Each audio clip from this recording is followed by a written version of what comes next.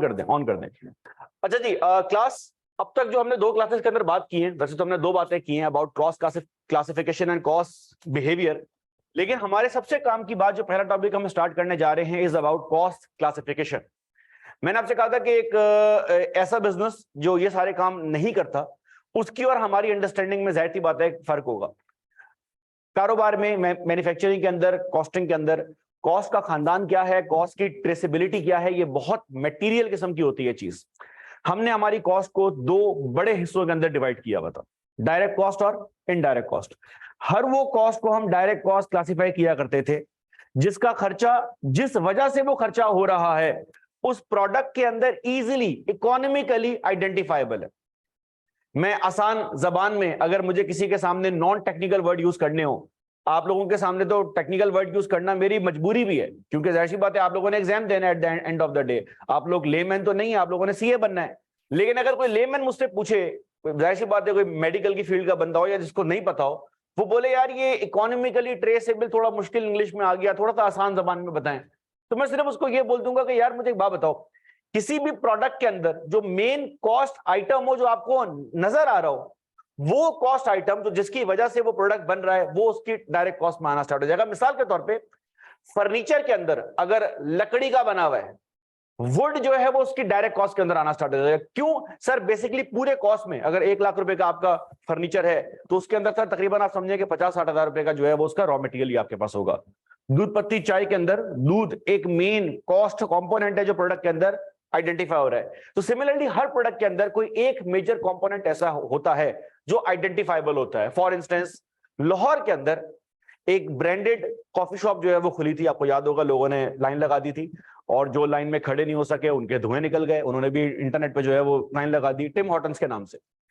अब वो Tim Hortons की कॉफी आई थिंक 600-700-800 रुपए की बेच रहे हैं, कोई इस तरह का रेट है। यहाँ भी जितने भी कॉफी ब्रांड्स हैं उनके भी रेट यही हैं। लेकिन क्योंकि टिम हॉर्टन्स, ऐसी बात है, आपने किसी दूसरे फ्रेंचाइज से नाम लिया हुआ है, वो कॉफी लेकिन बन तो पाकिस्तान में रही है, वो सारा रॉ मटेरियल उनका होगा। कॉफी बनने की कॉस्ट उस कॉफी कप वो 800 रुपए का नहीं है, वो कॉफी कप बन रहा होगा 50 रुपए का। रियल में यही होता है। लेकिन सर मुझे बताएं, वो 50 रुपए का कॉफी कप वो 800 का बेच भी रहे हैं और लोग खुशी खुशी बाई भी कर रहे हैं। और ना सिर्फ खुशी खुशी बाई कर रहे हैं बल्कि पिक्चर लगा के बता रहे हैं कि देखो हमने खरीद के पी लिया। तो वो जो 800 रुपए का कप बेच रहे हैं और लोग खुशी खुशी बाय कर रहे हैं, उसमें 50 रुपए तो मटेरियल हो गई कॉस्ट सर। लेकिन उसमें एक ऐसी बहुत बड़ी कॉस्ट है जो ना मटेरियल है ना लेबर है, और आपको पता है जो चीज ना रॉ मटेरियल हो ना लेबर हो वो expense sir, that is royalty paid to Tim Hortons. असल में टिम हॉर्टन्स कॉफी से ज्यादा पैसे जो चार्ज करता है वो अपने ब्रांड के चार्ज करता है, दुनिया भर को ये बात मालूम है। और उन्होंने यकीनन एक कप के अंदर 300-400 रुपए कैसे होंगे जो पाकिस्तान से बाहर ट्रांसफर हो रहे होंगे। तो अगर आप टिम हॉर्टन्स के ओनर से पूछें, फ्रेंचाइजी से अगर आप पूछें लाहौर वालों से, तो वो बोलेंगे भाई 800 के कप में 400, 300, 200 रुपए हमारी जेब में आते हैं, 400 तो डायरेक्ट बाहर जा रहे हैं। इसका मतलब उस कॉस्ट आइटम के अंदर वो जो रॉयल्टी है, असल पैसे उसके। तो याद रखें, अब आप डिफरेंट एग्जांपल जो है वो सीख रहे हैं। जरूरी नहीं है कि रॉ मटेरियल ही एक डायरेक्ट एक्सपेंस होगा, डायरेक्ट कॉस्ट के अंदर डायरेक्ट एक्सपेंस भी आ सकता है, लेबर भी आ सकता है। मिसाल के तौर पे अगर हम हॉस्पिटल में एंट्री मार रहे हैं और 2-3 दिन बाद हॉस्पिटल वाले आपको 2.5 लाख का बिल दे रहे हैं, ये ले भाई आपने 2 दिन यहाँ पे एंजॉय किया था तो आपका ये बिल है, तो आपको क्या लगता है उस 2.5 लाख के बिल में सबसे बड़ा कॉस्ट आइटम क्या होता होगा?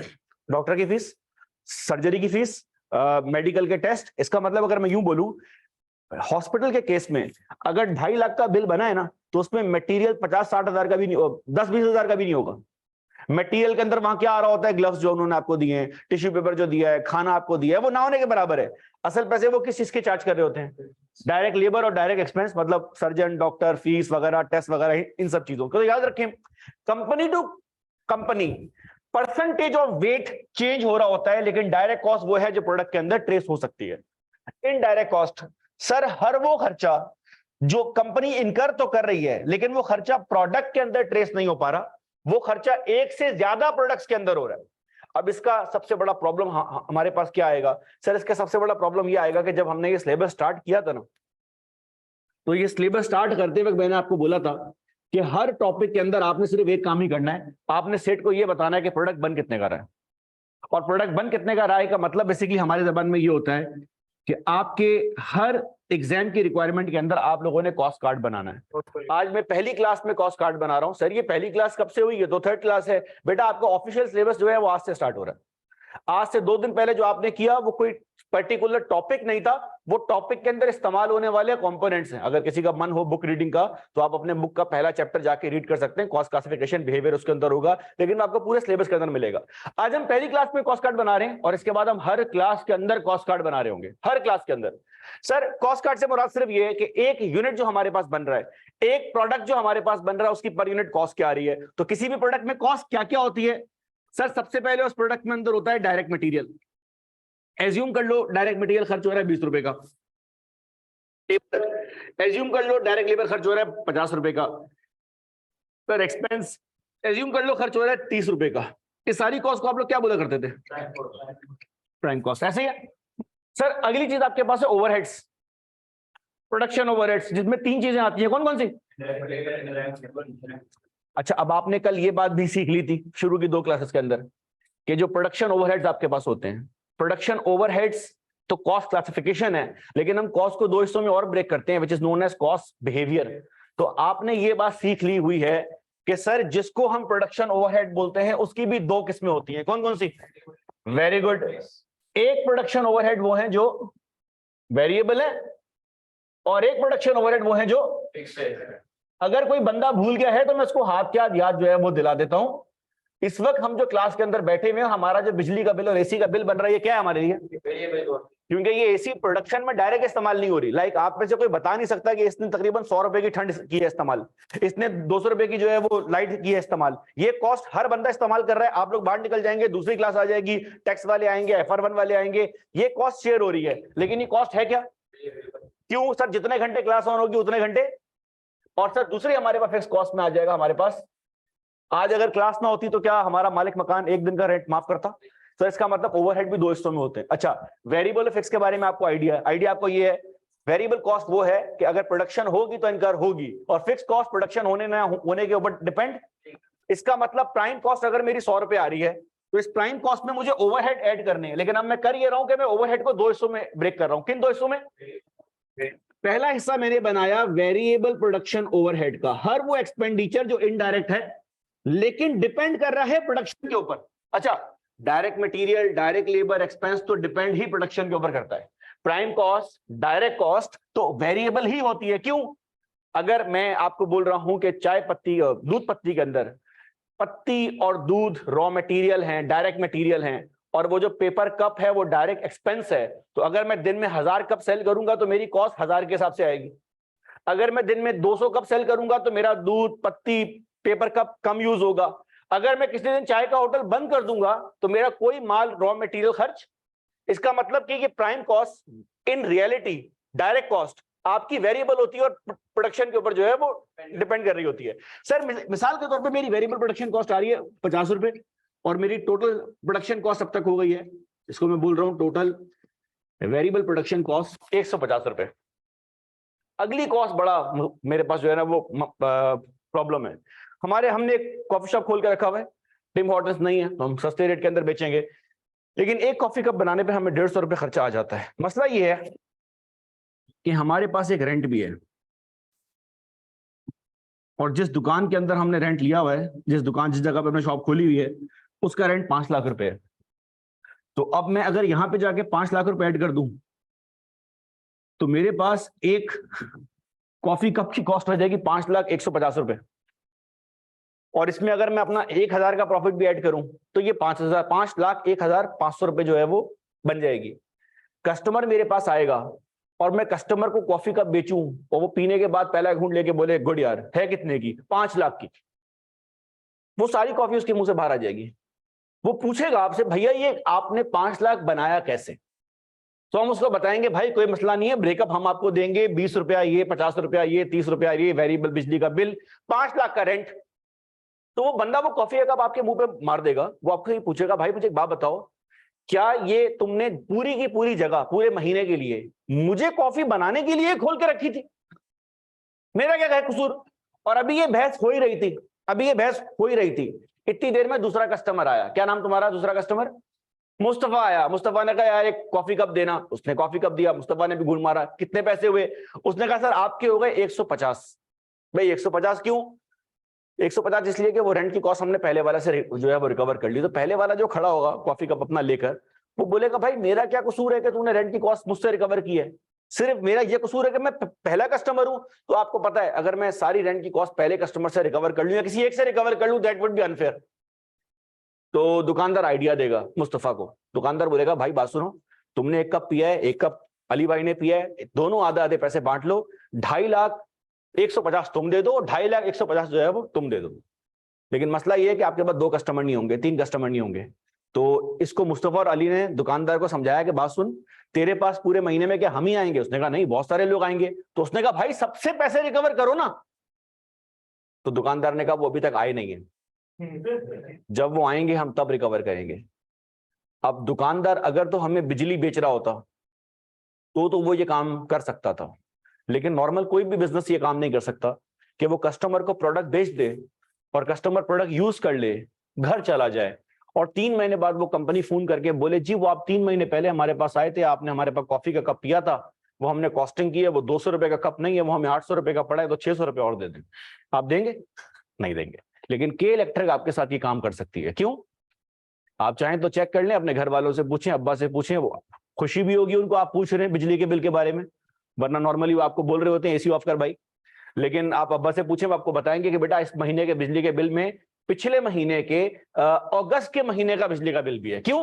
क्योंकि के इलेक्ट्रिक बोलता है जी वो एरियर्स में हमने पता किया तो पता चला अगस्त में जो आप एसी मंड रहे थे ना 36 रुपए समझ के, वो 100 रुपए का था, तो बाकी जो 74 रुपए बनते हैं वो भी आप पे कर दीजिए। तो यहाँ पे ये होता है, लेकिन आम लाइफ में नहीं हो सकता। तो अब दुकानदार क्या करेगा? तो दुकानदार है वो एक अंदाजा लगाएगा। क्या लगाएगा? अंदाजे को इंग्लिश में क्या बोलते हैं बॉस? एस्टीमेट। और कोई वर्ड है अंदाजे के लिए? फोरकास्ट। और अच्छा कोई वर्ड है? प्रिडिक्शन तो ऐसा लगता है खौफनाक वर्ड है। बजट।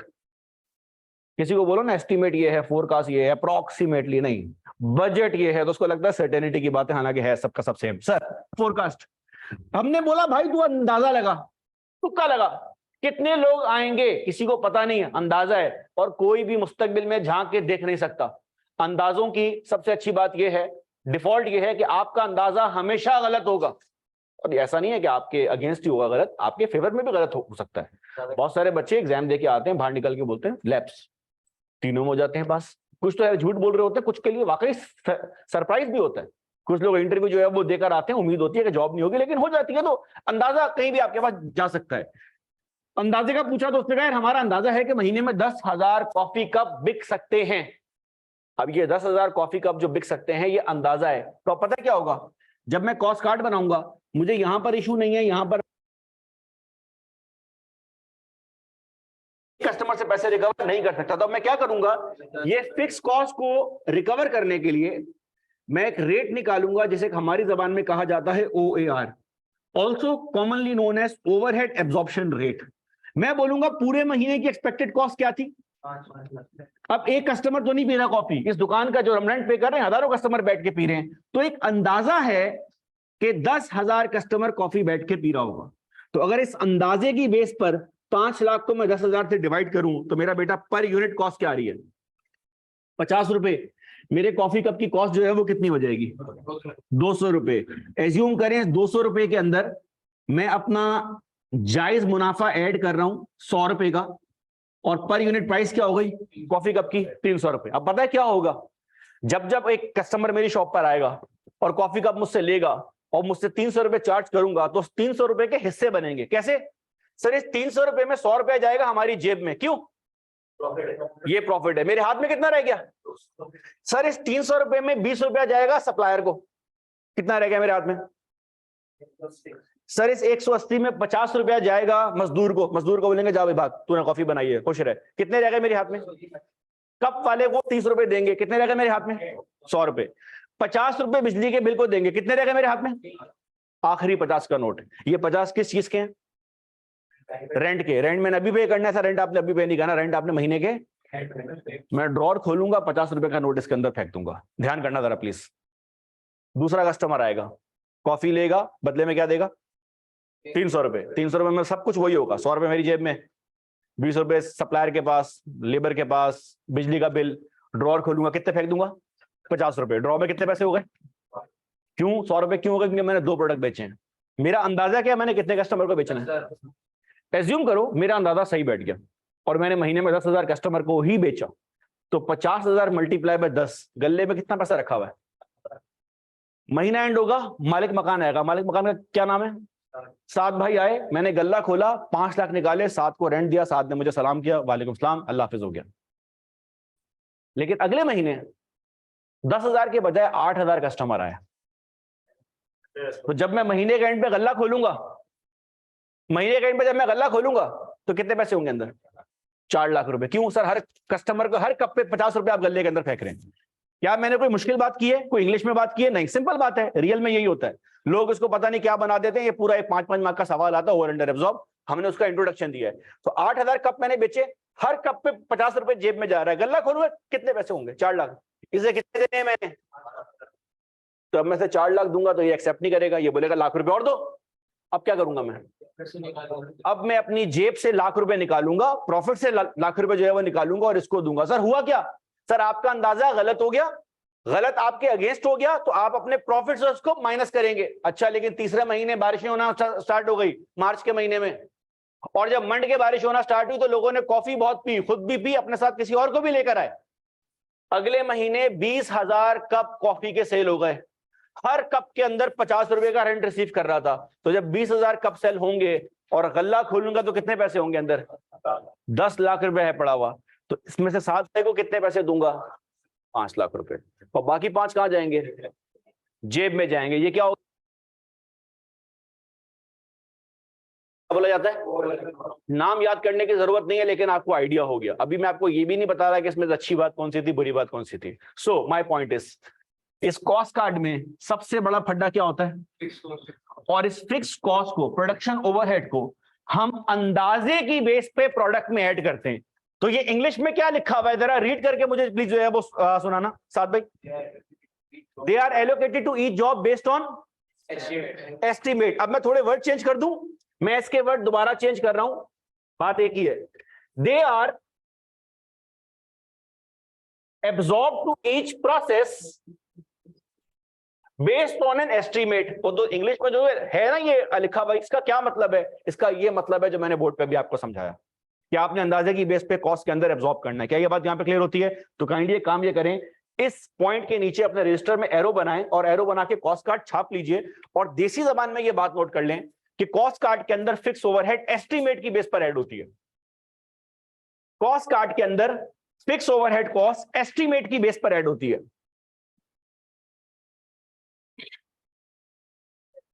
फिक्स ओवरहेड कॉस्ट, ये नोट कर ले पहले बात, कॉस्ट कार्ड के अंदर फिक्स ओवरहेड कॉस्ट एस्टिमेट की बेस पर ऐड होती है।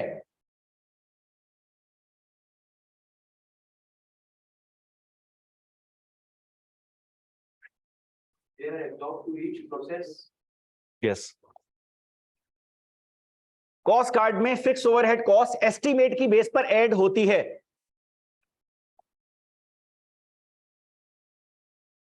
अच्छा, एक जुमला और नोट कर लें, ये जुमला भी सेम है लेकिन ये जुमला नोट कर लें प्लीज, बहुत काम आएगा। कॉस्ट कार्ड में फिक्स ओवरहेड कॉस्ट एस्टिमेट की बेस पर एब्सॉर्ब होती है। सिर्फ ये एक वर्ड चेंज करके सेंटेंस नंबर 2 नोट कर लें। कॉस्ट कार्ड में फिक्स ओवरहेड कॉस्ट एस्टिमेट की बेस पर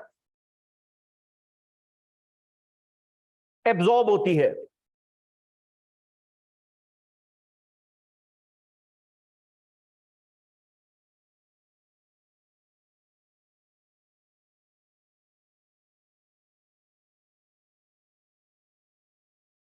अच्छा जी सर, ये कॉस्ट कार्ड अपने पास छाप दीजिएगा। अब जरा ध्यान से बात सुने, हमारे पास देखिए डिफरेंट टाइप के बिजनेसेस हमारे पास हो सकते हैं।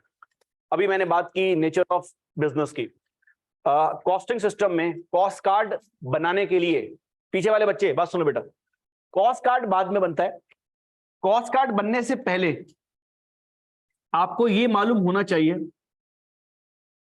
कि आपकी कंपनी का कॉस्टिंग सिस्टम क्या है। हमारे सिलेबस में चंद एक कॉस्टिंग सिस्टम एग्जिस्ट करते हैं। अच्छा, ये कॉस्टिंग सिस्टम अपने आप में वजूद में नहीं आए, ये costing system nature of business पे जो है वो डिपेंड कर रहे होते हैं। मिसाल के तौर पे एक कॉस्टिंग सिस्टम है जिसको हमारे यहां जॉब एंड बैच कॉस्टिंग बोला जाता है। जॉब एंड बैच कॉस्टिंग वहां यूज होता है जहां आपके पास प्रोडक्ट कस्टमर की स्पेसिफिकेशन के ऊपर बन रहा है। सबसे क्लासिकल मिसाल आप लोगों का नाई, जो नाई है हमारा बार्बर, वो जॉब कॉस्टिंग यूज करता है। क्यों? क्या हर बंदे के बाल एक जैसे जो है वो कट रहे होते हैं? हर बंदे के बालों के मसाइल मुख्तलिफ होते हैं। अच्छा, लड़कों में तो वैरायटी फिर भी कम है मसाइल की। खवातीन के अगर हेयर सैलून की बात करें, अगर उनके इस बिजनेस की बात करें, तो उसकी वैरायटी तो बहुत है। बहुत सारी प्रोडक्ट लाइंस ऐसी हैं जो यहाँ पे जितने लड़के बैठे हुए हैं उनको नाम भी जो है वो नहीं सुना होगा, या अगर आपने सुना हुआ है तो I am very pleasantly surprise. अच्छी बात है, आपको ये बात है मालूम।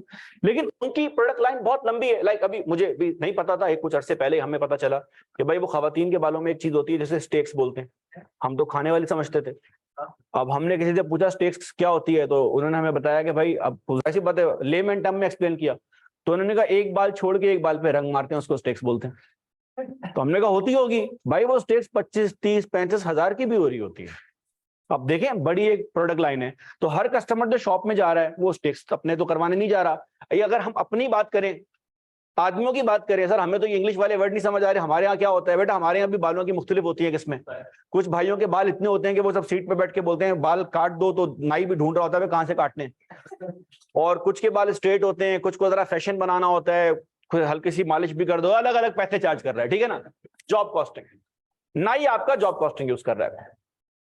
अगर आप कस्टम मेड अपना सूट सिलवा रहे हो, शादी का सूट हो गया, थ्री पीस सूट हो गया, या कोई भी ऐसा सूट जो आपकी ईद के लिए आप बन रहा है, वो भी क्या यूज कर रहा है? सारी की सारी कस्टमाइजेशन, जॉब कॉस्टिंग यूज कर रहा है। जितनी कॉस्ट आपकी होगी। आपका मैकेनिक, वो भी जॉब कॉस्टिंग यूज कर रहा है। क्यों?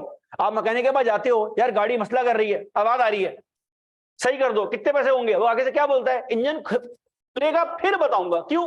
उसको नहीं पता अंदर से इंजन खुलने के बाद क्या चीज आए सामने।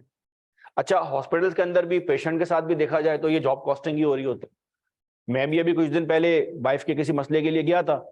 एक सर्जरी के लिए हम गए थे, 3 प्लान हो गई और उसमें से अभी सिर्फ एक हुई है, क्योंकि उनको पता चला भाई इसमें कॉम्प्लिकेशन है मजीद। मैकेनिक का भी यही है। डेंटिस्ट जॉब कॉस्टिंग यूज करता है। हर बंदा अगर अपने दांत साफ करवाने जाए या दांतों का कीड़ा जो है वो रिमूव करने जाए तो डेंटिस्ट सेम पैसे तो चार्ज नहीं करेगा, क्योंकि डेंटिस्ट बोलेगा भाई कुछ लोगों के दांतों में कीड़ा होता है, कुछ लोगों के कीड़ों में दांत लगे हुए होते हैं, depending on the complication of the issue. तो ये सब के सब जॉब कॉस्टिंग आपके पास यूज कर रहे हैं, जहां कस्टमर की स्पेसिफिकेशन के हिसाब से काम हो रहा है। सर दूसरी एक फील्ड हमारे पास होती है जिसे हमारी जबान में कहा जाता है सर्विस कॉस्टिंग। सर्विस कॉस्टिंग उन फील्ड्स के अंदर आती है जहां आप कस्टमर के हाथ में टेंजिबल प्रोडक्ट नहीं बेच रहे होते। स्टेप नंबर 1, टेंजिबल प्रोडक्ट से मुराद हमारे आईक्यू के केस में आईक्यू सर्विस बिजनेस के अंदर आता है। क्यों? हम आपको टेंजिबल प्रोडक्ट नहीं बेच रहे सर, लेकिन आप तो हमारे सामने खड़े हैं, आपको तो हम हाथ लगा सकते हैं, which is not a very good idea. लेकिन आप मुझे हाथ लगाने के पैसे नहीं दे रहे, या आप मेरे पैसे नहीं दे रहे, हम जो यहाँ सर्विस दे रहे हैं आप इसके पैसे दे रहे हैं। क्वालिटी नंबर 2, सर्विस को आइडेंटिफाई करने की क्वालिटी सिर्फ ये नहीं होती कि आप ये काम कर रहे हैं। क्वालिटी नंबर 2 ये भी होती है कि आप इसको पैक नहीं करा सकते। लाइक मैं आपको आज पार्सल करके 2 घंटे का लेक्चर भेज नहीं सकता। हाँ, रिकॉर्डिंग आपको मिल जाएगी लेकिन पार्सल नहीं हो सकता। इन्वेंट्री पहले से बिल्डअप नहीं हो सकती। नाई जो है वो आपका, नाई के साथ क्या होता है, जैसे जैसे डिमांड आ रही होती है वैसे वैसे वो काम कर रहा होता है। ऐसा नहीं है कि वो ईद से पहले बोले कि यार डिमांड बहुत है, पहले से लोगों के बाल स्टॉक में जो है वो काट के रख लूं, पॉसिबल नहीं है।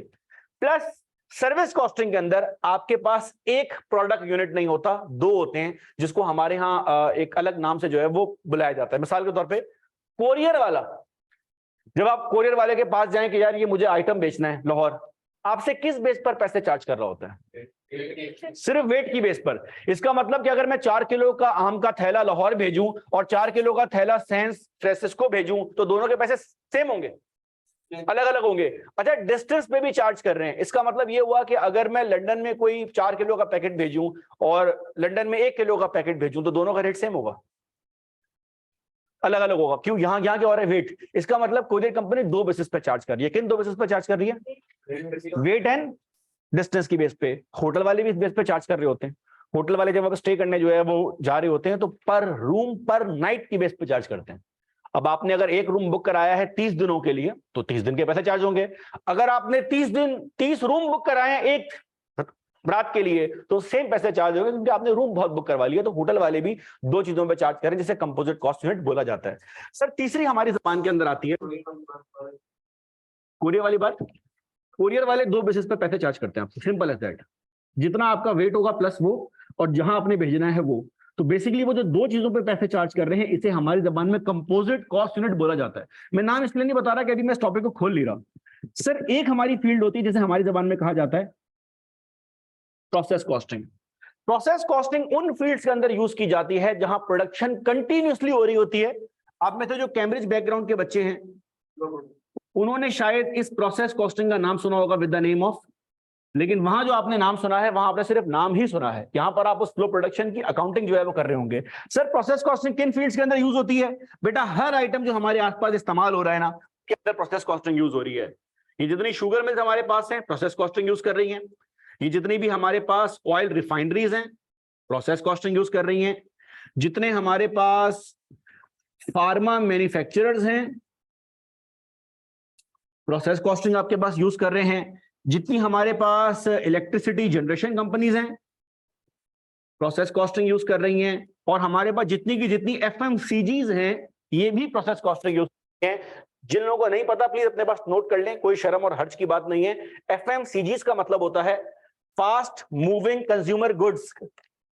एफएमसीजीज का मतलब होता है fast moving consumer goods companies. इसमें कौन कौन सी कंपनी आती हैं? सर हर वो कंपनी जो कंज्यूमर आइटम बनाती है ऑन अ मास स्केल। तो आप चाहें तो एग्जांपल के तौर पे एफएमसीजी बोलते किस किस को है, नाम नोट कर लें।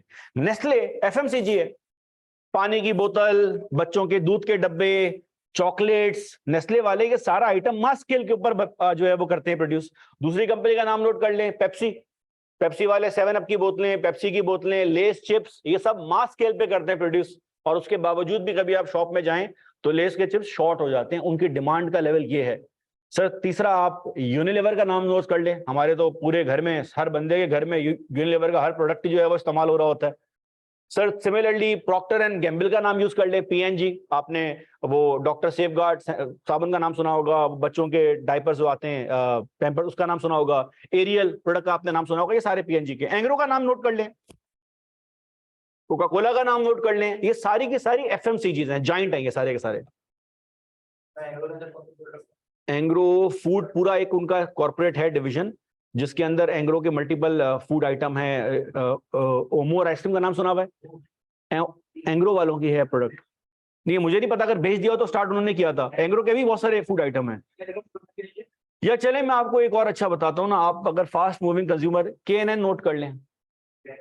KNN से वो जो चिकन आइटम आपके पास बना रहे होते हैं। सिमिलरली वो आर्मी वालों की कौन सी है, अल शहीर कॉर्पोरेशन, वो भी यही काम कर रहे हैं, एफएमसीजी है। जी बेटा बोले।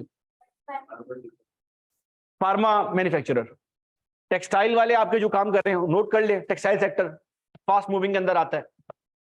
आपकी जितनी मैन्युफैक्चरिंग कंसर्न है ना लार्ज स्केल, वो सबकी सब प्रोसेस कॉस्टिंग यूज कर रही है।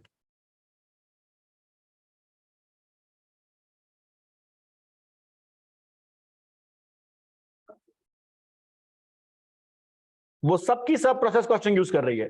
तो अगर आज आप घर जाएं, KSE 100 इंडेक्स खोलें, तो आपको जितनी बड़ी लिस्टेड कंपनीज यहां पे नजर आएंगी पाकिस्तान में, वो लार्ज मैन्युफैक्चरिंग जाइंट, उनमें से majority of them process costing use कर रहे हैं।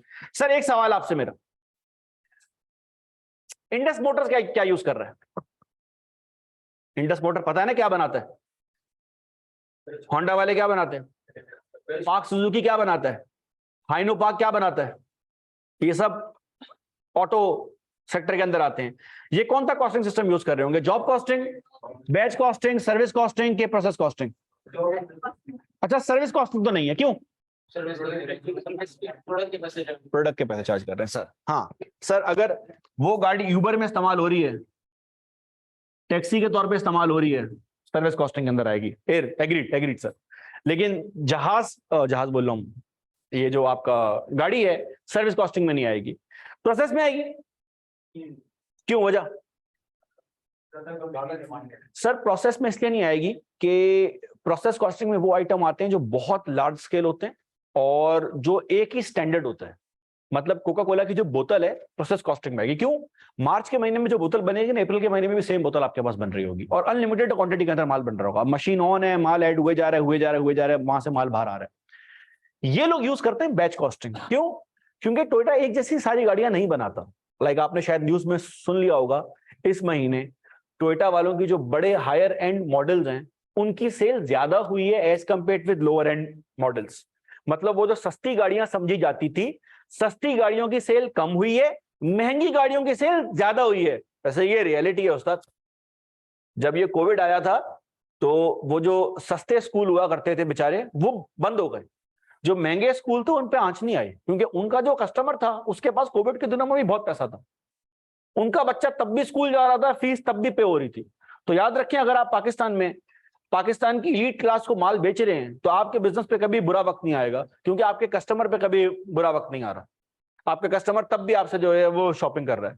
लाइक आप कुछ एरियाज के अंदर इतने बड़ा बड़ा चेजअप खुला हुआ है, इम्तियाज खुला हुआ है, लेकिन अगर आप डिफेंस या क्लिफ्टन या पीछे साइड पे जाएं तो आपको वहां पे भी ना छोटे छोटे डिपार्टमेंटल स्टोर मिल जाएंगे। मैं एक दफा एक स्टोर में गलती से एंट्री मार दी।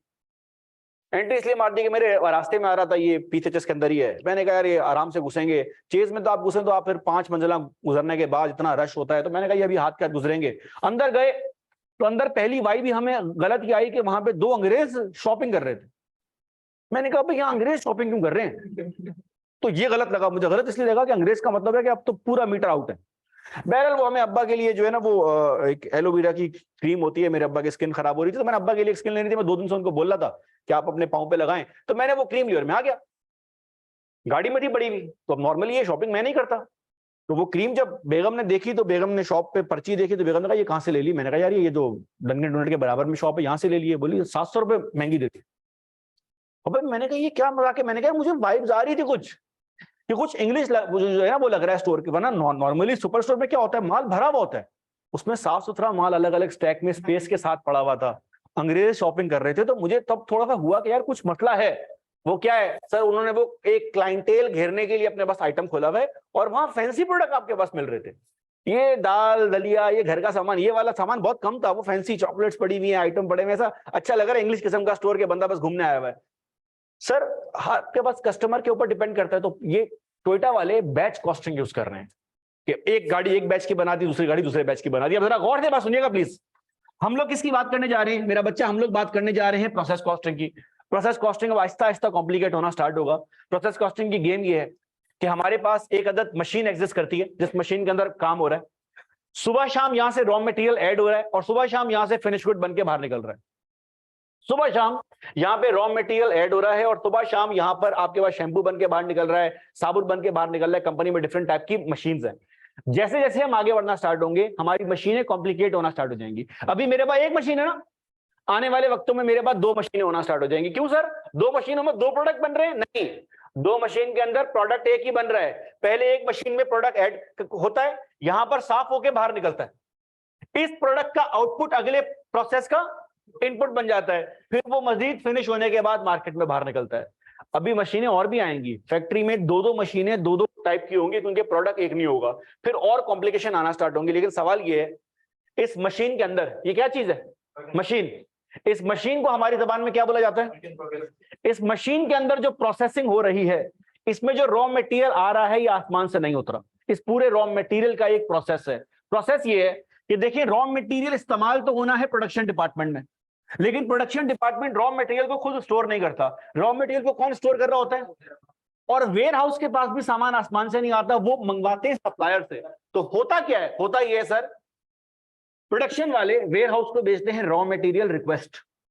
वेयर हाउस देखता है माल है, अगर माल है तो भेज देता है, अगर माल नहीं है तो वेयर हाउस उस माल की रिक्वायरमेंट आने से पहले सप्लायर के पास ऑर्डर सेंड करता है। सप्लायर के पास जो ऑर्डर जाता है उसका नाम होता है परचेज ऑर्डर। क्या नाम होता है? वो परचेज ऑर्डर के हिसाब से सप्लायर सारा माल पैक करता है और सारा माल पैक करने के बाद बेचता है वेयर हाउस वालों को। अच्छा ये छोटी कंपनी है, जब भी यहां पर ये दोनों काम यही कर रहे हैं। वेयर हाउस बड़ी कंपनी होती ना तो वेयर हाउस भी ये काम नहीं कर रहा होता। वेयर हाउस का काम होता है माल स्टोर करना। उसको परचेज करने के लिए एक अलग से डिपार्टमेंट होता है जिसका नाम होता परचेज, या बहुत फैंसी नाम हो जाए तो प्रोक्योरमेंट। तो होता ये कि फिर वो वेयर हाउस के पास आता, वेयर हाउस वाले इनको बोलते, ये लोग सप्लायर को बोलते। लेकिन एज्यूम कर ले हम छोटी कंपनी है, एक ही बंदा रखा हुआ है, दोनों काम कर रहा है। सप्लायर को ऑर्डर लगाएगा, सप्लायर इसके पास माल भेजेगा, और जब सप्लायर माल भेजेगा ना तो साथ में एक पर्चा भी सेंड करेगा जिसके ऊपर लिखा होगा GRN। क्या लिखा होगा? Goods receive note. और उसके अंदर वेयर हाउस वाला जब माल एक्सेप्ट करेगा तो हर चीज पे टिक करके साइन करेगा कि मैंने ये भी एक्सेप्ट कर लिया, ये भी एक्सेप्ट कर लिया, ये भी एक्सेप्ट कर लिया। कल को अगर वेयर हाउस में बॉम्ब ब्लास्ट हो जाए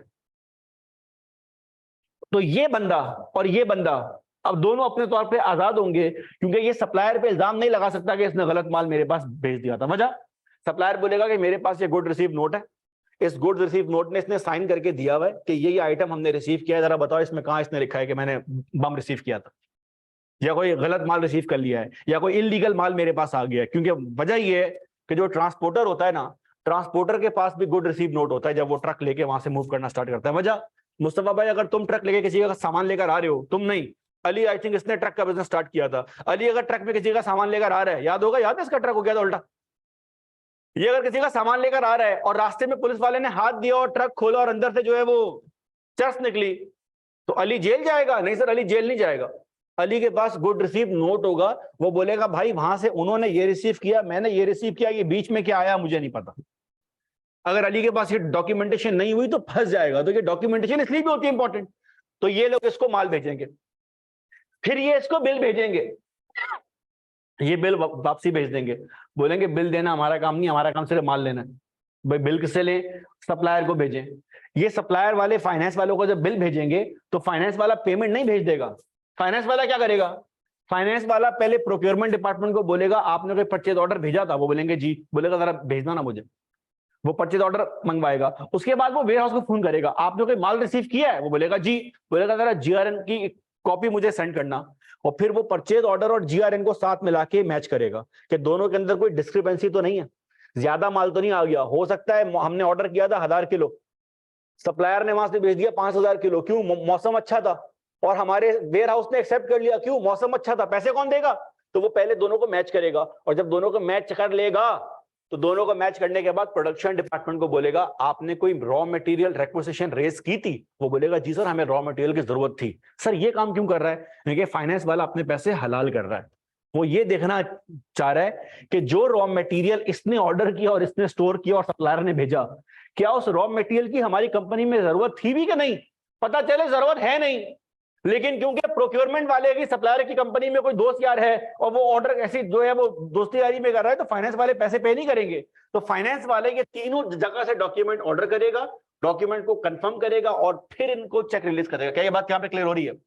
लेकिन ये जितनी भी इवेंट्स हमारी कंपनी में हो रहे होंगे, इन हर एक इवेंट की हमारे पास ट्रांजेक्शन रिकॉर्ड हो रही होगी। याद रखें, रियल लाइफ के अंदर रिकॉर्ड के बगैर कोई काम नहीं होता।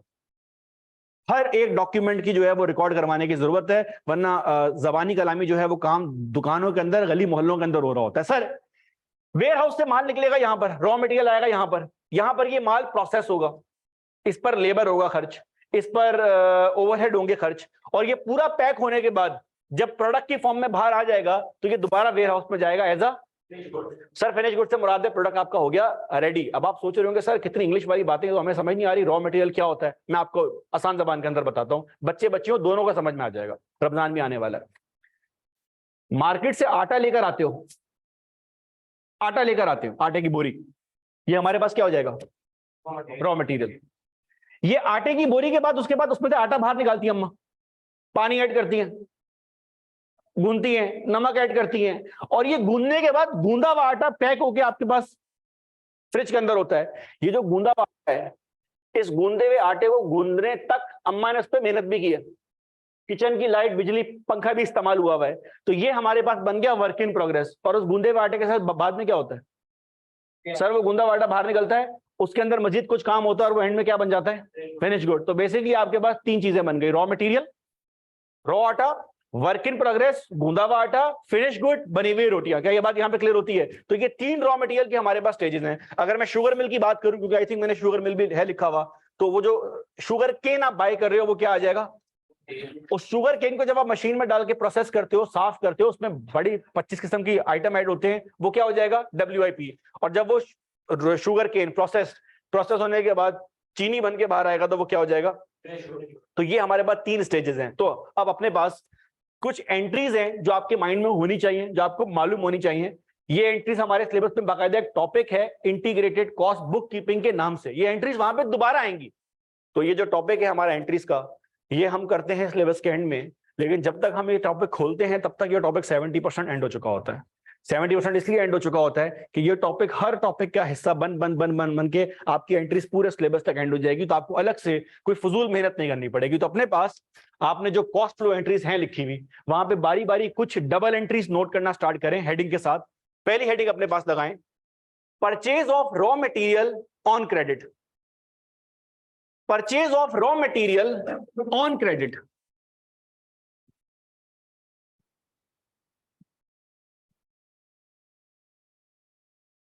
Purchase of raw material on credit.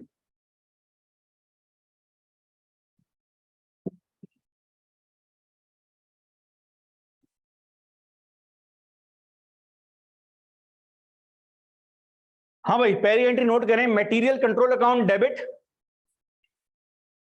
Creditor account,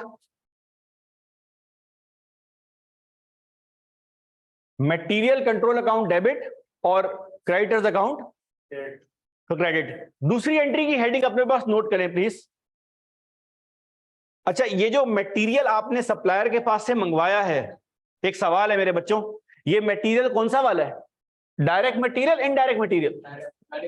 ये दोनों है, चाहे डायरेक्ट मटेरियल आए चाहे इनडायरेक्ट मटेरियल आए। देखें छोटी सी बात है ना, एग्जामिनर कल को ये पेपर में पूछ रहा होगा ना, बच्चे अपने पास से नई एंट्री जो है वो पास कर रहे होंगे। ये डायरेक्ट मटेरियल की एंट्री है, इनडायरेक्ट की, दोनों की सेम एंट्री है। मटेरियल जब रिसीव किया जाता है तो उसमें डायरेक्ट और इनडायरेक्ट का किसी किस्म का फर्क। तो ये छोटी छोटी बातें देसी जबान में, उर्दू में, पश्तो में, जो आपकी अपनी जबान है उसमें कोने में कहीं नोट कर लें। ये डायरेक्ट इनडायरेक्ट दोनों की एंट्रीज है। सर दूसरी हेडिंग अपने पास लगाएं, issue of direct material to production department. Issue of direct material to production department.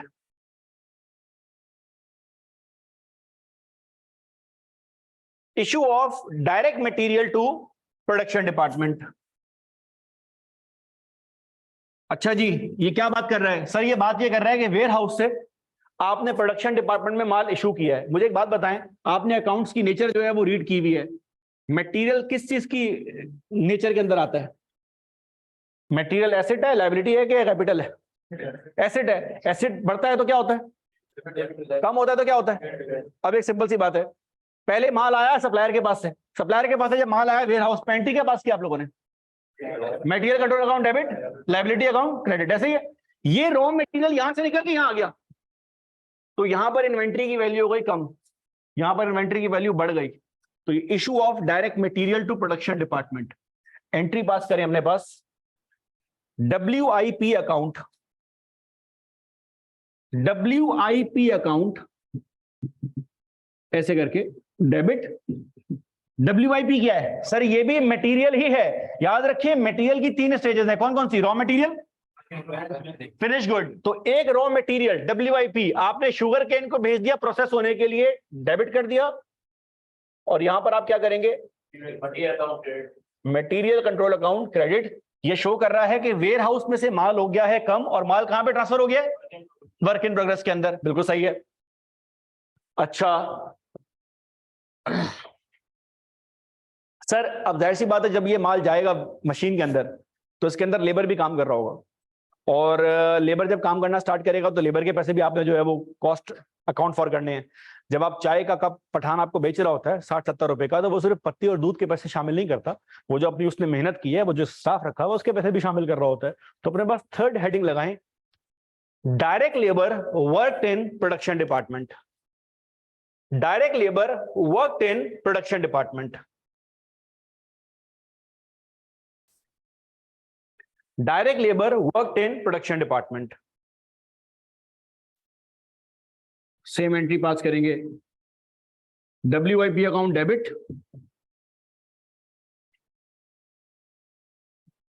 Accrued labour credit. Accrued labour क्या है सर? ये लायबिलिटी है, लेबर को भी हमने पे नहीं किया, जब पे कर देंगे तो लायबिलिटी ऑफ कर देंगे और कैश को जो है वो क्रेडिट कर देंगे अपने पास।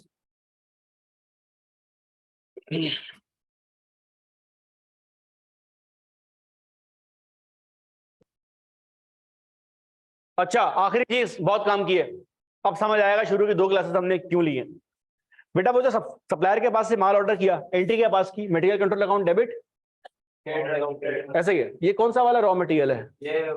डायरेक्ट इनडायरेक्ट दोनों है। लेकिन जब मैं डायरेक्ट मटेरियल निकाल के वेयर हाउस से प्रोडक्शन को इशू करता हूं, तो डायरेक्ट कॉस्ट मैंने डायरेक्ट कहां पे चार्ज किया? डायरेक्ट लेबर मैंने कहां चार्ज किया?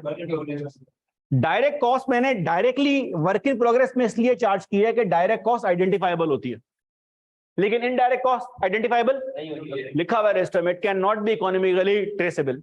आज मैंने आपको दूसरी बात भी बता दी, since it can not be economically traceable, we need to divide this, allocate this, absorb this on an estimate.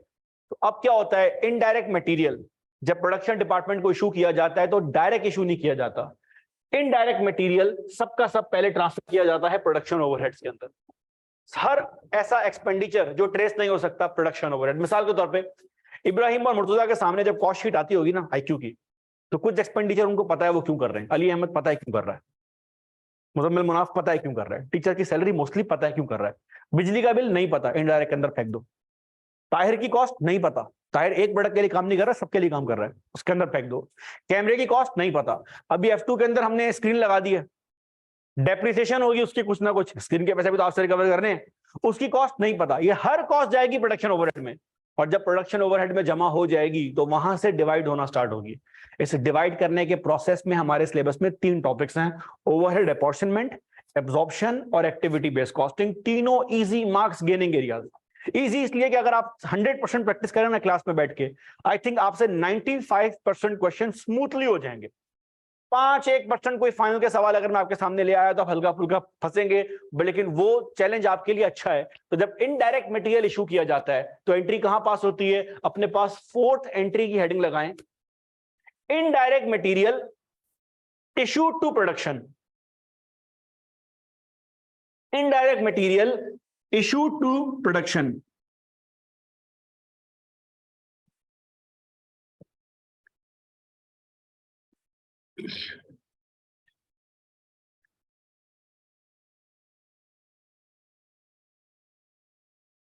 Indirect material issued to production, entry pass करें, प्रोडक्शन ओवरहेड अकाउंट डेबिट और material control account credit.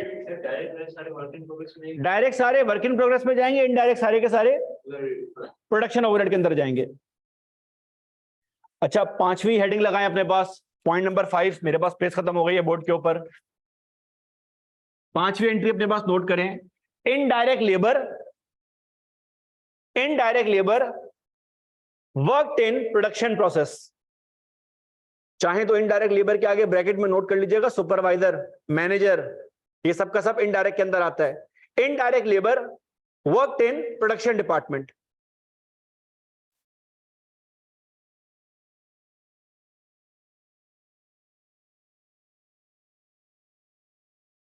Indirect labour worked in production department. अच्छा, यहां पे direct labour काम कर रहा था, पैसे कहां चार्ज कर रहे थे? Work in progress. यहां पे कहां चार्ज करोगे? Production overhead. तो क्या एंट्री पास करोगे? Production overhead account debit, accrued labour credit. Very good, accrued labour credit.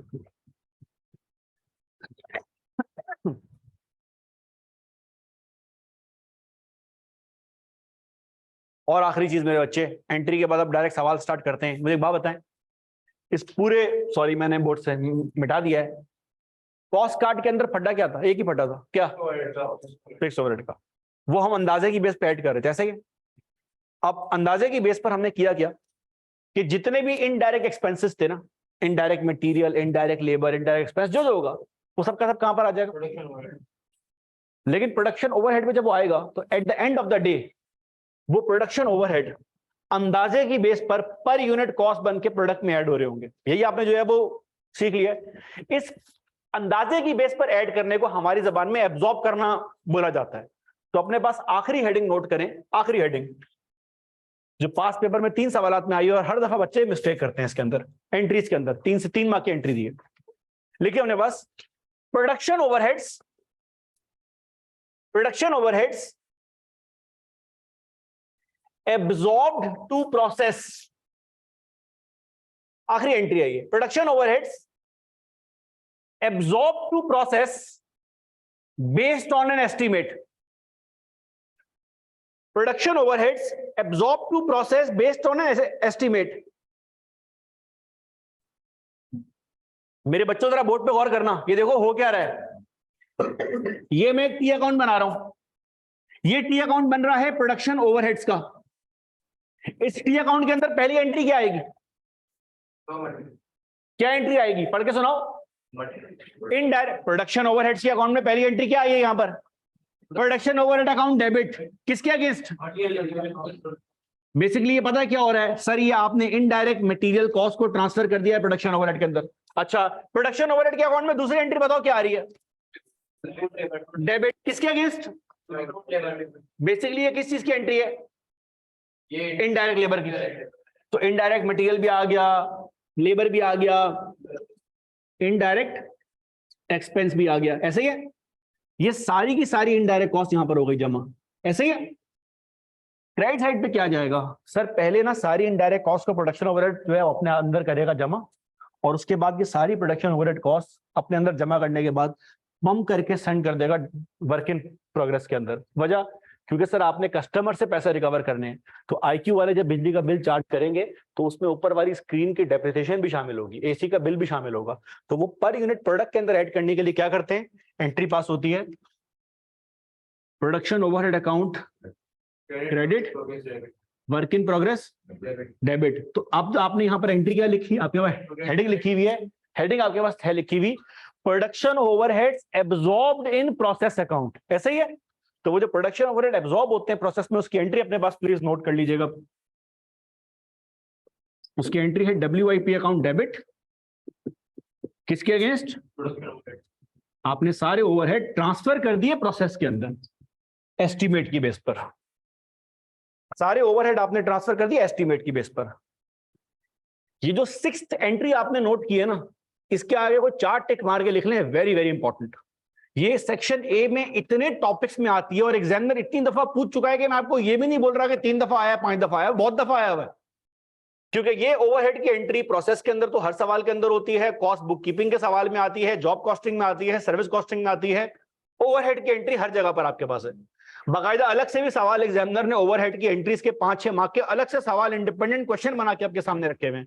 और मजे की बात, यही ओवरहेड वेरिएंस के पूरे फिक्स ओवरहेड को आपस में कर रहा है कवर। अब क्या आपने जितने भी बोरिंग काम देना वो सारे के सारे अपने सामने यहाँ पे जो है वो कर लिए हुए हैं। ये वो सामान था जिसका बांधना बहुत इंपॉर्टेंट था। अब आए जरा क्वेश्चन की तरफ सॉल्व करना स्टार्ट करें। ये सारे बाइट साइज क्वेश्चन है, स्टेप बाय स्टेप हम मूव करना स्टार्ट करेंगे और हर क्वेश्चन अपने कॉन्सेप्ट में जो है ना वो चेंज होता जाएगा।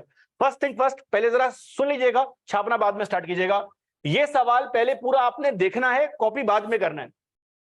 सर ये एक छोटी सी मशीन है हमारे पास और ये मशीन वक्त के साथ साथ चेंज होती रहेगी। नई मशीन है, आइडियल मशीन है। इस मशीन का रूल यह है कि इस मशीन के अंदर हमने यहां से इनपुट किया है रॉ मटेरियल और हमने इनपुट किया है 1000 किलो। जब ये माल मशीन के अंदर गया तो मशीन के अंदर इसके ऊपर लेबर भी हुई है खर्च और मशीन के अंदर इसके अंदर ओवरहेड्स भी हुए हैं खर्च। ये सारा काम होने के बाद इस मशीन से आउटपुट आई है बाहर, फिनिश गुड आपके पास आए हैं बाहर और वो कितने आए हैं 1000 किलो।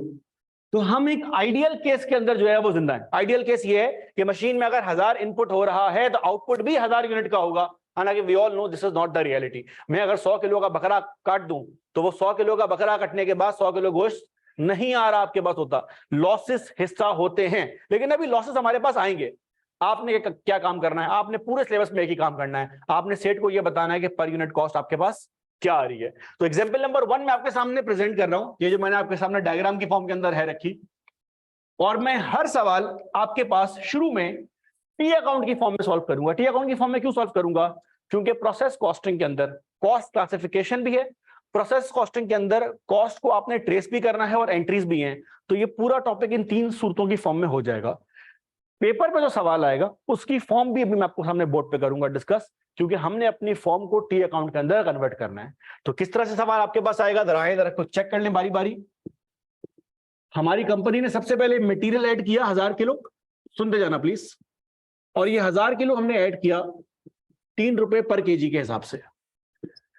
इसके ऊपर डायरेक्ट लेबर ने काम किया तकरीबन एज्यूम कर लो 100 घंटा, और 1 घंटे का हम इसको 100 रुपया पे कर रहे हैं। और इस 100 घंटे के अंदर जो हमारे प्रोडक्शन ओवरहेड्स थे वो एज्यूम कर लो थे तकरीबन, अल्लाह भला करे, 15,000 रुपए के। ये 3 कॉस्ट इनकर करने के बाद हमारी कंपनी ने आउटपुट जो निकाली है दैट इज ऑल्सो 1000 किलो। आपको ये बात मैं यहां बता रहा हूं कि लॉसेस आर निल। इसका मतलब ये आइडियल प्रोसेस है जो रियल लाइफ में एग्जिस्ट नहीं करता, लेकिन आपको मालूम होना चाहिए कि आइडियल प्रोसेस काम जो है वो किस तरह से करता है। और सर पेपर की स्टैंडर्ड रिक्वायरमेंट, आपने सिर्फ एक काम करना है, ये रिक्वायरमेंट वक्त के साथ साथ चेंज होती जाएगी, इसमें और भी बहुत सारे काम आएंगे, करना आपने यही है कॉस्ट पर यूनिट। लेकिन जब सवाल कॉम्प्लिकेट होगा तो कॉस्ट पर यूनिट से पहुंचने से पहले पहले भी आपको बहुत सारे काम करने पड़ेंगे, तो वो 6-7 काम ऐड हो जाएंगे। वो 6-7 काम अगर आपके पास आ गया, इसमें टोटल टॉपिक आपके पास यही है। तो पर यूनिट कॉस्ट आपने निकालनी है। तो आए सर जरा देखें इसकी कॉस्ट जो है वो हम किस तरह से ट्रेस कर सकते हैं।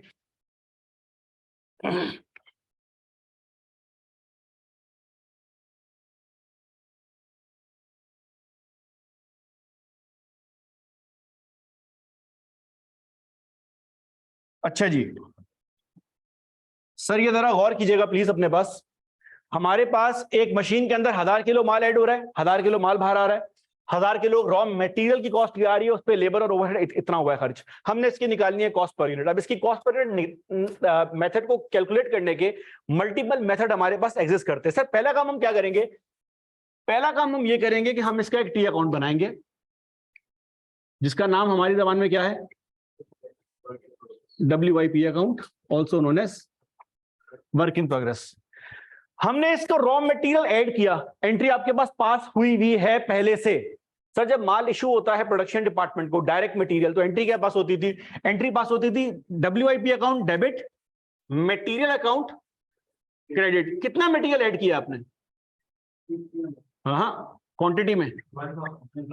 और कितने रुपए का ऐड किया है? 3000 रुपए का। अच्छा अगर आप गौर करें तो इस टी अकाउंट के अंदर मैंने 2 कॉलम बनाए हैं। एक कॉलम किस चीज का है और एक कॉलम किस चीज का है? जो टी अकाउंट आपने सीखा है उसमें सिर्फ कॉलम एक ही होता है। आपने बिल्कुल सही सीखा है, उसमें एक ही कॉलम होता है। सर तो फिर आपने ये ऐड क्यों किया? ये रिमाइंडर कॉलम है, इसको हमारी जबान में, हमारे एग्जाम की जबान में क्वांटिटी स्केड्यूल बोला जाता है, चेक करने के लिए कि अमाउंट बैलेंस हो रही है कि नहीं हो रही। इस रॉ मटेरियल को फिनिश गुड्स में कन्वर्ट करने के लिए, प्रोडक्ट में कन्वर्ट करने के लिए कुछ काम भी हुआ है, लेबर ने भी काम किया है। कितना काम किया है? लेबर ने काम किया 100 घंटे, 100 रुपए के हिसाब से कितने पैसे बन रहे हैं? 10,000। सर आपने लेबर के घंटे यहाँ नहीं लिखे बेटा, असल में मैं लेबर को नहीं बेच रहा, मैं प्रोसेस कॉस्टिंग के अंदर हूं। मेरा आइडियल जो रॉ मटेरियल है मैं उसको प्रोडक्ट बना के सेल कर रहा हूं, तो मैं सिर्फ मटेरियल के वेट को जो है वो आपस में इक्वलाइज करूंगा। सर तीसरी चीज आपके पास क्या चीज है? Production overhead. बल्कि सर ज्यादा अच्छा नाम पता है क्या है? These are absorbed production overhead. चाहे तो अपने रजिस्टर में जाकर चेक कर लें आखिरी एंट्री आपने क्या पास किया। आपने आखिरी एंट्री पास की है production overhead account, sorry WIP account debit, production overhead account credit. तो कितनी कॉस्ट आपने अब तक इनकर कर दी है? 15,000, 10, 28,000। और फिनिश गुड आपके पास क्या आ रहे हैं? 1000 kg।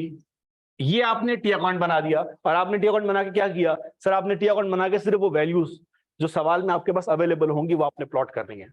आहिस्ता आहिस्ता भी इंफॉर्मेशन यहाँ पे इंक्रीज होगी और यहाँ पे चार्ट जो है वो आपका इंक्रीज होना स्टार्ट होगा। सर कॉस्ट पर यूनिट निकालने के लिए,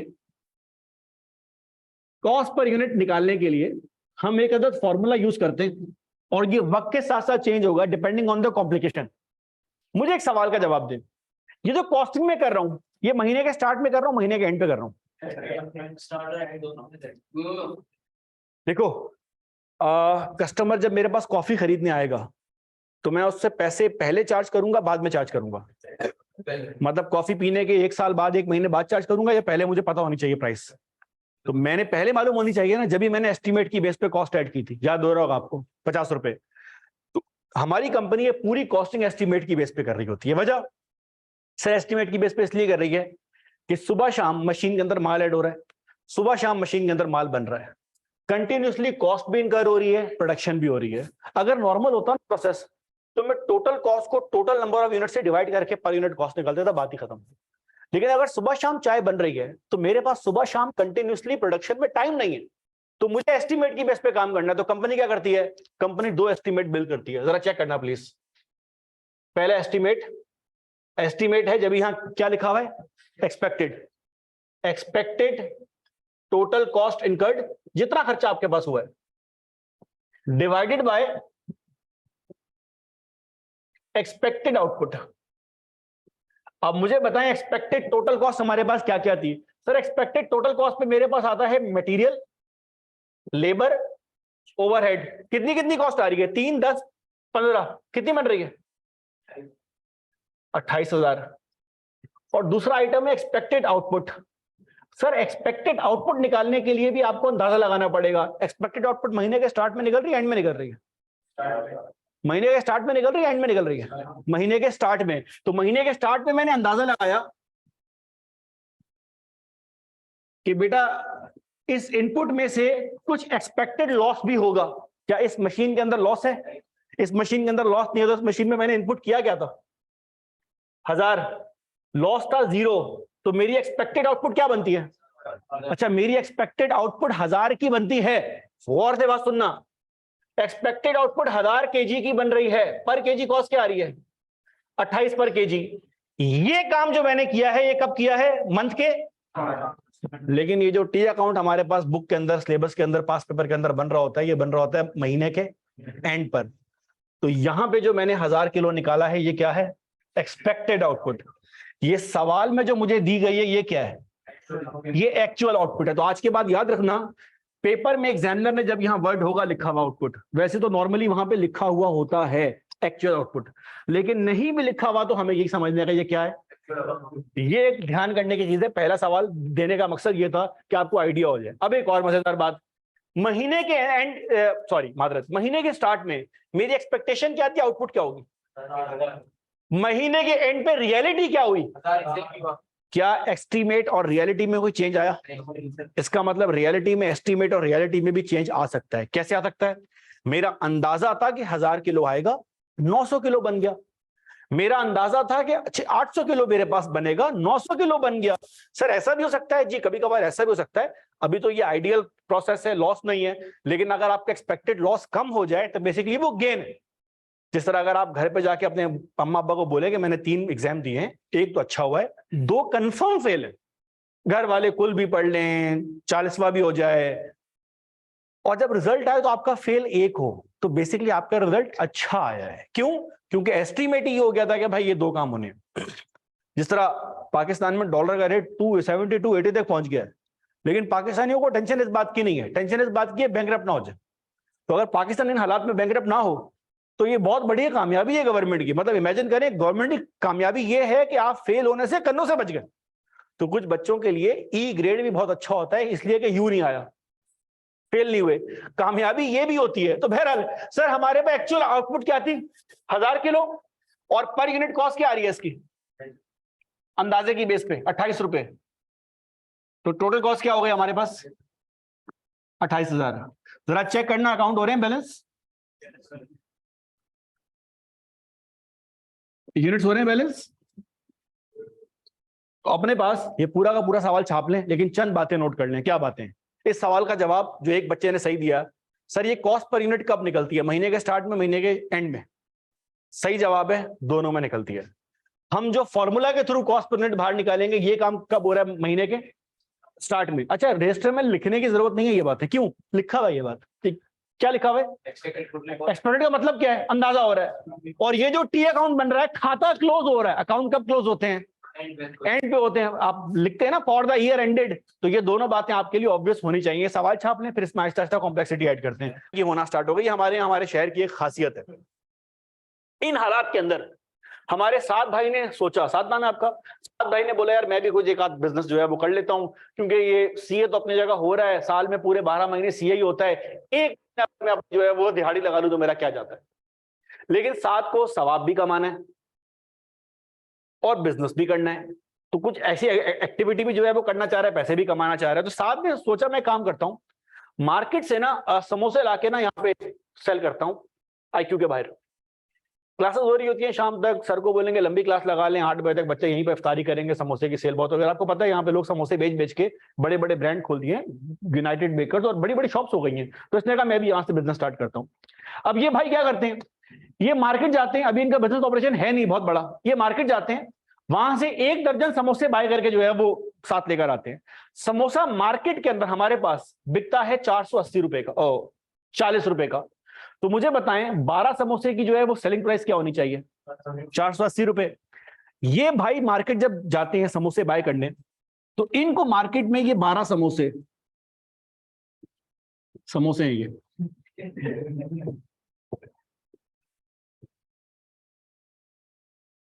इनको ये एक समोसा आता है 40 रुपए का, एज्यूम करें। तो ये मार्केट से जब 12 समोसे बाय करेंगे तो बिल कितना बनेगा? 480 का। इन्होंने सोचा ये कि यार आईक्यू के बाहर समोसा बेच रहा हूं, आसपास तो कोई शॉप नहीं है, तो मैं आईक्यू के पास आके जब ये समोसा बेचना स्टार्ट करूंगा तो ये समोसा मैं बेचूंगा 50 रुपए का। तो जब आईक्यू के बाहर आके ये समोसे बेचेंगे, और एज्यूम करें 1 दर्जन समोसे लाए और 1 दर्जन समोसे सेल हो गए, तो 12 समोसे की जब ये सेल मारेंगे तो कितने पैसे इनकी जेब में आएंगे? 600 रुपए। ऐसे ही है। तो 600 400 में खर्च किया, इनकी जेब में कितना पैसा आ गया? हर समोसे पे 10 रुपए, टाइट प्रॉफिट कमा रहे हैं। ठीक है, मसला ये, अगर कहानी ऐसी है जहां पर इनपुट और आउटपुट एक जैसा है, अगर कहानी है जहां पर इनपुट और आउटपुट एक जैसा है, लॉसेस एग्जिस्ट नहीं करते, जिस तरह से आपने सवाल के अंदर किया, जितना समोसा ला रहा है उतना समोसा सेल कर रहा है, अगर तो ऐसा है फिर तो खैर है, लेकिन अगर ऐसा नहीं है तो फिर प्रॉब्लम आनी स्टार्ट हो जाएगी। मिसाल, सर ये मार्केट से जहां से समोसे लेकर आ रहे होते हैं ना बाइक के ऊपर, गरीब आदमी है बेचारा, रास्ते में पुलिस वाला इसको रोक के इसके सामान जो है वो तलाशी लेता है, बोलता है हाँ भाई कहाँ जा रहे हो, क्या काम कर रहे हो? अब इस बेचारा सही आदमी है, इसने बता दिया सच, ऐसे कैसे जो है वो समोसा लेके जा रहे हो, टेस्ट कराओ। तो ये रास्ते में ना अब बेचारा आज के बाद से समोसे टेस्ट कराता हुआ आ रहा है। तो जब तक ये आईक्यू के बाहर पहुंचता है, इसके हाथ में कितने समोसे होते हैं? यहाँ पे भी 2 पुलिस वाले खड़े हुए हैं, उवैस कासमानी और ताहिर, क्या लेकर आए हो? समोसे, चेक कराओ। 2 समोसे यहां हो गए 60। शरीफ आदमी क्या करेगा? अभी 8 समोसे की इसने दुकान लगाई थी, इतनी देर में सर इब्राहिम आ गए। उन्होंने कहा आपने आईक्यू के बाहर शॉप लगाई है, रेंट दिया, उसने कहा समोसा टेस्ट कराओ, मुर्तजा भी ले गया। कितने रह गए? अब मेरे सवाल का जवाब दो, निकला कितने समोसे साथ लेके था? पहुंचते पहुंचते आईक्यू के बाहर कितने समोसे रह गए? अगर इंग्लिश में बोलता तो तुम लोग सो जाते, बेटा 1000 किलो का इनपुट है, 50% का लॉस एक्सपेक्टेड है, ये लॉस हो गया। अच्छा ये रोज होता है इसके साथ, ये रोज वहां से बाइक पे बैठ के निकलता है पुलिस वाले। अब तो इतनी दोस्ती हो गई है कि सवाल जवाब भी नहीं होते, पहले से ही बोलता है यार 2-2 के ना 3 पैकेट बना देना, रास्ते में पुलिस वाले को देता है, ताहिर के मुंह पे मारता है, इब्राहिम को देता है, सर ये रखिए आप खाएं। यहां बेचने के लिए कितने समोसे? अगर ये मेरे बच्चा ये 6 समोसे 50 रुपए के हिसाब से बेचे तो ये तो रोज लॉस खाना स्टार्ट कर देगा। कितने का समोसे आ रहे हैं? और 6 बेचने के बाद कितने पैसे बच रहे हैं? पहले कितने पैसे सेव किया करता था ये? प्रॉफिट होता था। अब मुझे एक बात बताएं, 120 का प्रॉफिट होता था 480 रुपए खर्च करने के बाद। पहले इसकी जेब में आते थे 600 रुपए। अब साद ने बोला मासूम हूं, बेवकूफ नहीं, कमाऊंगा मैं भी 600 रुपए। लेकिन अब साद क्या करेगा? पता है साद क्या करेगा? अब साद एक समोसा 100 रुपए का बेचेगा। अब साद एक समोसा 100 रुपए का बेचेगा। 6 समोसे सेल हुए, कितने पैसे आए मेरी जेब में? खर्च कितने किए थे? प्रॉफिट सेम आ गया। सर वो जो समोसा पहले कितने का मिल रहा था कस्टमर को, अब कितने का मिल रहा है? तो वो जो कस्टमर को समोसा महंगा मिल रहा है 50 रुपए, 50 का समोसा 100 रुपए का हो गया, महंगा हो गया, कॉस्ट इंक्रीज हो गई। तो बेसिकली साथ पता है क्या कर रहा है? साथ इस लॉस की कॉस्ट कस्टमर से रिकवर कर रहा है। ये जो करप्शन रास्ते में हो रही है, ये जो लॉसेस इस रास्ते में हो रहे हैं, वो सारे के सारे लॉस किससे रिकवर किए जा रहे हैं? कस्टमर से। अच्छा मजे की बात सुने, Saad was not the only guy who was doing that. Saad के साथ एक बंदा और भी था, क्या नाम था तुम्हारा? फैजान। इसने भी समोसे की दुकान खोली। फैजान के साथ एक खातून और भी थी, क्या नाम है आपका? तैयबा ने भी समोसे की दुकान खोली। ये तीनों बाइक पे निकलते थे समोसे लेकर, लेकिन इन तीनों को रास्ते में अलग अलग, इन तीनों को रास्ते में पुलिस वाला भी मिलता है, इन तीनों को ताहिर भी मिलता है, इन तीनों को इब्राहिम भी मिलता है। लॉसेस इन तीनों के साथ हो रहे हैं। इसका मतलब ये हुआ कि ये तीन तो बिजनेस करने हैं ना बैठे हुए। अगर हम मार्केट से जाके खुद भी सामान बाय करें ना, तो रास्ते में पुलिस वालों को पैसे हमें भी पे करने पड़ेंगे।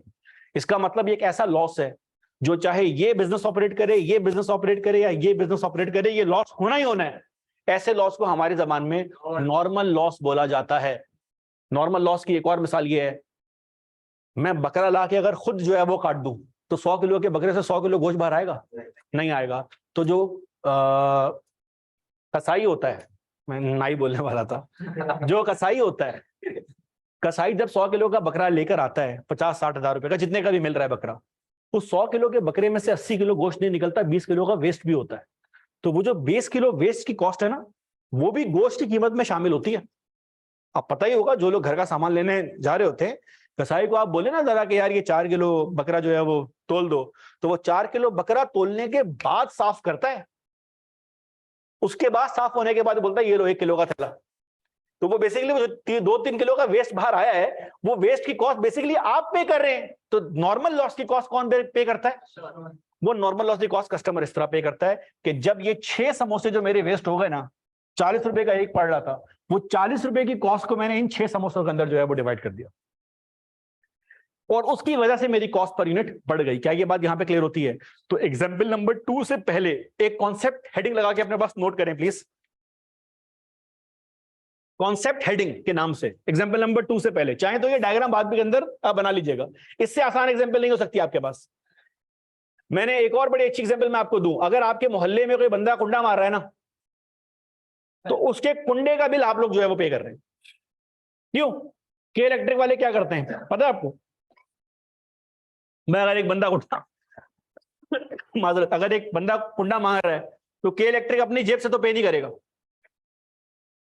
के इलेक्ट्रिक अपनी जेब से तो पे नहीं करेगा। वो क्या करेगा? वो बोलेगा भाई इस ट्रांसफार्मर में इतनी बिजली इस्तेमाल हुई है 25 करोड़ की, इस इलाके से पैसे आ रहे हैं 24 करोड़ के, शॉर्टेज है 1 करोड़ की, तो वो जो कस्टमर पे करने हैं ना, वो 1 करोड़ पे उन कस्टमर पे डिवाइड कर देगा। ऐसे होते। अगर आपको अभी भी नहीं समझ आया, एक और एग्जांपल आपके लिए। आपकी इस नई गवर्नमेंट ने, एडमिनिस्ट्रेटिव जो गवर्नमेंट आपकी है बैठी हुई, इन लोगों ने भी 50 रुपए जो है वो पेट्रोल के ऊपर सब्सिडी दी है बाइक वालों को। 100 रुपए की 50 रुपए की भी वो पेट्रोल बढ़ाने के बाद देंगे। वैसे तो पाकिस्तान में 50% पेट्रोल रिक्शों के अंदर और बाइकों के अंदर इस्तेमाल होता है। तो आपको क्या लगता है ये गवर्नमेंट ये सब्सिडी अपनी जेब से दे रही है? कैसी बातें कर रहे हैं, आपके लिए तो ये आए नहीं बेटा, केसेस के चक्कर में तो आए थे। ये बेसिकली सब्सिडी पे करेगा गाड़ी वाला। गाड़ी वाला पेट्रोल खरीदेगा 100 रुपए महंगा, तो आपको 50 रुपए सस्ता मिलेगा। मतलब नाम उनका होगा, वैसे ही होगा।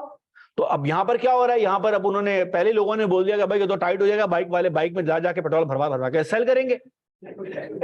अब गवर्नमेंट ने भी रूल बना दिया कि आपको 2 लीटर देंगे, 3 लीटर देंगे। लेकिन आप मुझे एक बात बताएं, अगर कल को पंप वाला बोले कि हमारे पास गाड़ी वाले आ ही नहीं रहे, बाइक वाले आ रहे हैं, और एक सवाल और भी है, जनरेटर के अंदर जो फ्यूल जाएगा वो किस रेट के ऊपर जाएगा?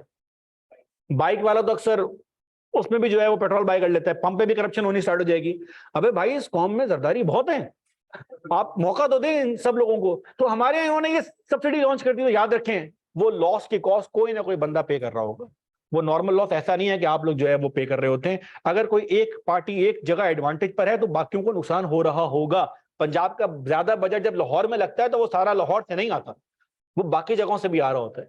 तो वो लाहौर में जब खर्च हो रहा होता है, कराची ऑब्वियसली, तो उसका रीजन ये होता है कि उसका नुकसान हमें होना स्टार्ट हो जाता है। कोई एक पार्टी ऐसी, और ये पाकिस्तान में नहीं दुनिया भर में ये काम होता है। सर अपने पास कॉन्सेप्ट हेडिंग के नाम से नोट करें please. A loss which is common, normal, a loss which is common, normal and expected, a loss which is common, normal and expected is called normal loss. A loss which is common, normal and expected is called a normal loss. Second point note करें, the cost of normal loss units, the cost of normal loss units is transferred to customers.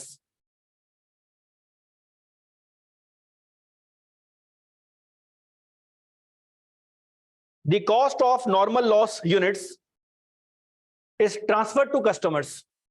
और तीसरा जुमला देसी जबान में note करें, normal loss की cost customer bear करता है। नॉर्मल लॉस की कॉस्ट कस्टमर बेयर करता है।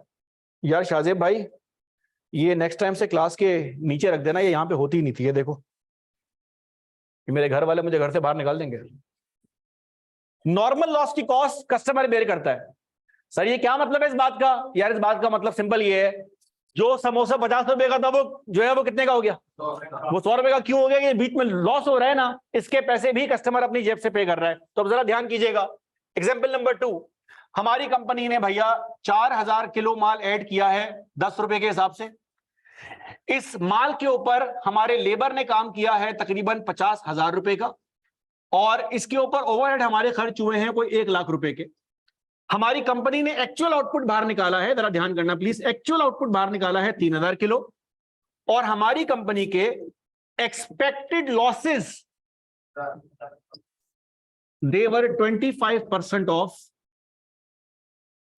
Input units. 2 मिनट दे रहा हूं, जल्दी से कॉन्सेप्ट 2 के नीचे क्वेश्चन नंबर 2 छाप ले। सिर्फ छापना है, सॉल्व नहीं करना। सॉल्व आपको मैं करवाऊंगा, जल्दी से नोट कर ले प्लीज। 4000 समोसे लेकर मार्केट से निकलता है। एक्सपेक्टेड लॉस क्या है? मतलब अगर मोटी मोटी बात करूं तो 4000 का 25%, 1000 समोसा। देखिए ये नॉर्मल है लॉस। 2 समोसे पुलिस वाला शार्ट कर रहा है, 2 समोसे ताहिर और उवैस कासमानी शार्ट कर रहे हैं, 2 समोसे इब्राहिम और मुर्तजा शार्ट कर रहे हैं। ये नॉर्मल है, लोगों से रास्ते में जो है वो लिया जा रहा है। लेकिन अगर इस समोसों में साद भी 2 नंबरी करना स्टार्ट कर दे, साद भी बोले आते आते मुझे भी भूख लग गई है, 2 समोसे मैं भी शार्ट जो है वो कर देता हूं, तो अब अगर साद ने 2 समोसे खाए और साद 600 रुपए को 4 से डिवाइड करे और समोसा 150 रुपए का जो है वो कर दे, तो कस्टमर भाग जाएगा।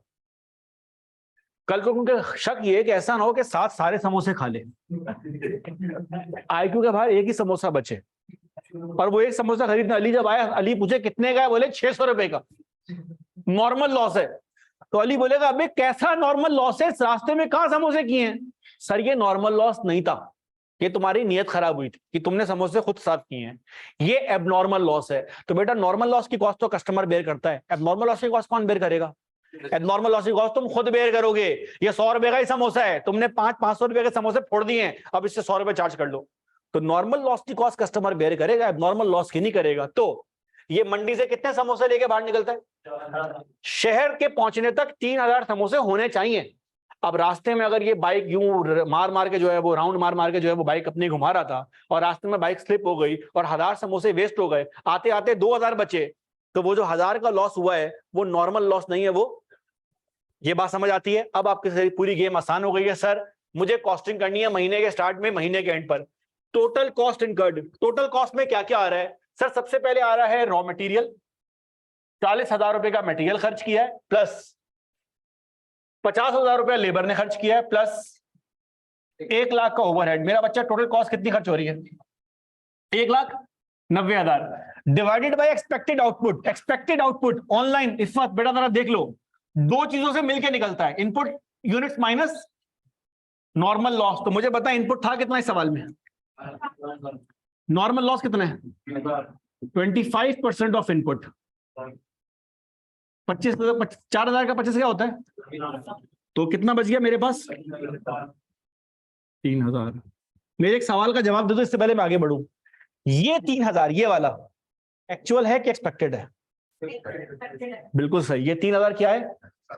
अच्छा जरा गौर से बात सुनना, 3,000 है, एक्सपेक्टेड है। इस सवाल में एक्चुअल आउटपुट क्या आई है? इस सवाल में एक्चुअल आउटपुट बोर्ड पे क्या लिखी हुई है? अच्छा एक्सपेक्टेड भी 3,000 है, एक्चुअल भी 3,000 है। इसका मतलब इस भाई ने इस सवाल के अंदर अगर मैं क्वांटिटी स्केड्यूल बनाऊं तो 3,000 एक्सपेक्टेड था, एक्चुअल भी 3,000 आया, इसका मतलब जो एक्सपेक्टेशन थी वो मैच कर गई, तो इस सवाल में किसी किस्म का एबनॉर्मल लॉस एग्जिस्ट नहीं करता। हाँ, इस सवाल में एक नई चीज आ गई है, इस सवाल में एक नई चीज क्या आ गई है, नॉर्मल लॉस। कितने किलो? तो बेसिकली मेरे बच्चे, आपके सवाल का जवाब, क्या नाम आपका? शायान। ये क्वांटिटी स्केड्यूल हमने पहले बना दिया। अभी जैसे जैसे हम आगे बढ़ेंगे ना, मैं बच्चों को बोलूंगा 2 टी अकाउंट बनाओ, एक क्वांटिटी स्केड्यूल का बनाओ और एक इसका बनाओ। बाकी जो लोग सॉल्व करवाते हैं वो 6 स्टेप में सॉल्व करवाते हैं। मेरा प्रोसेस कॉस्टिंग सिंगल पेज में 6 स्टेप सॉल्व हो जाएंगे, क्योंकि पेपर में time management is an issue.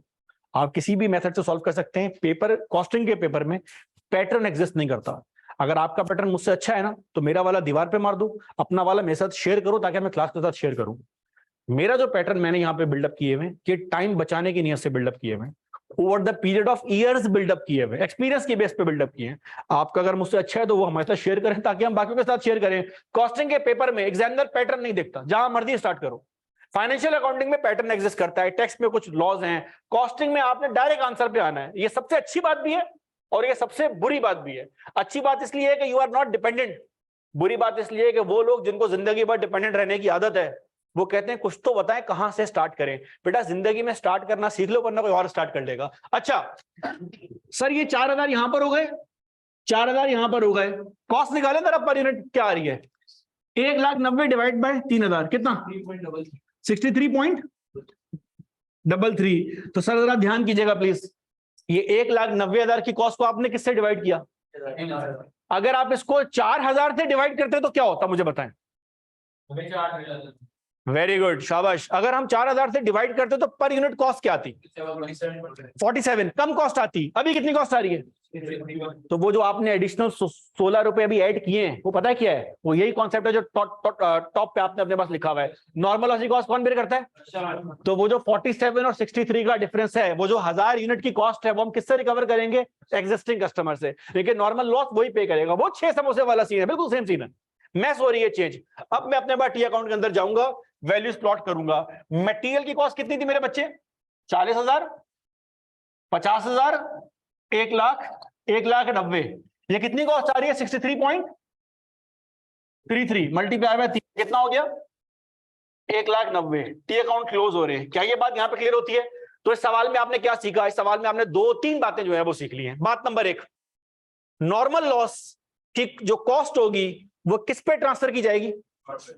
दूसरी बात, नॉर्मल लॉस वो लॉस है जो एक्सपेक्टेशन में शामिल हो। अगर लॉस एक्सपेक्टेशन से ऊपर नीचे हो जाए तो उसको क्या बोला जाएगा? और एबनॉर्मल लॉस की कॉस्ट कौन शेयर करता है? बिजनेस खुद। तो अपने रजिस्टर में जाके कॉन्सेप्ट पॉइंट में तीसरा पॉइंट भी ऐड कर लीजिए।